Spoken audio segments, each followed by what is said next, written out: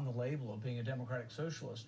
I think some of it is they've forgotten their history. So part of our book, we talk about the fact that Hitler was a socialist, the fact that Stalin was a socialist, the fact that Mao was, and that about 100 million people died in the last century, primarily from genocide and famine, and primarily from collectivism and socialism. But they seem to have forgotten that.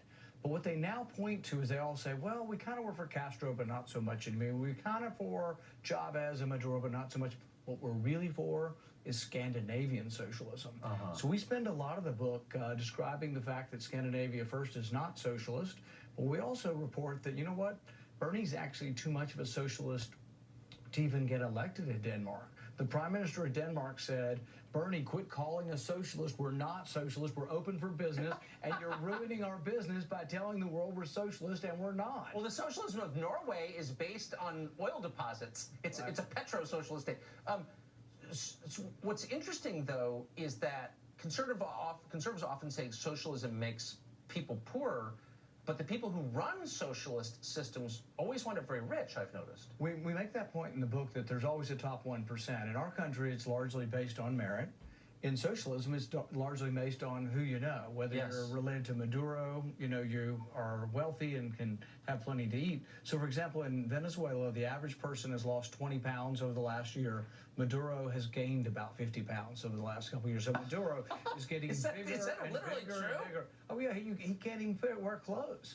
I mean, and so Maduro is so fat, his generals are fat, they're all well-fed, but the average person has lost 20 pounds. That is a statement of what the top 1% is like in socialism. So it doesn't cure, I mean, because I think it is fair, this is a concern I have, if inequality becomes so profound, it causes instability in your society. I think that's part of the reason what we're seeing now. But socialism is not the cure for that. Right. And actually, we look at income inequality also and find that the studies by Thomas Piketty and others really aren't true. It actually turns out that if you look at income inequality in developed nations, income inequality is actually proportional to economic growth. It doesn't slow down economic growth at all. And really what we should be concerned about, you know, which society would you rather live in, where the average poor person makes $30,000 a year, and the average rich person makes $100,000, or the average poor person makes $60,000 and the rich people make $4 million?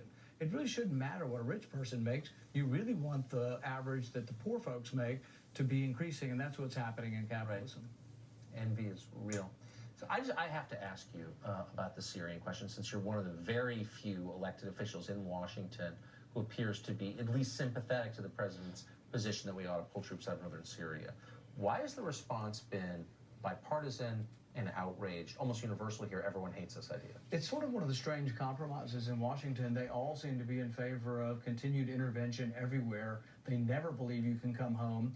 When President Trump talked about coming home from Afghanistan, the immediate response was it would be precipitous. And I'm like, 19 years and it's precipitous to come home?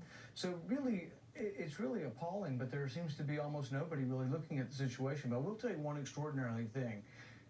For months, I've been saying, you know what, the best chance the Syrian Kurds have is actually making an alliance with Assad to protect them against the Kurds. That's already happening. As we speak, they're beginning to have an alliance. Their best chance of having some kind of autonomous zone is being part of Syria and reassuring Turkey that they're not going to be making incursions into Turkey.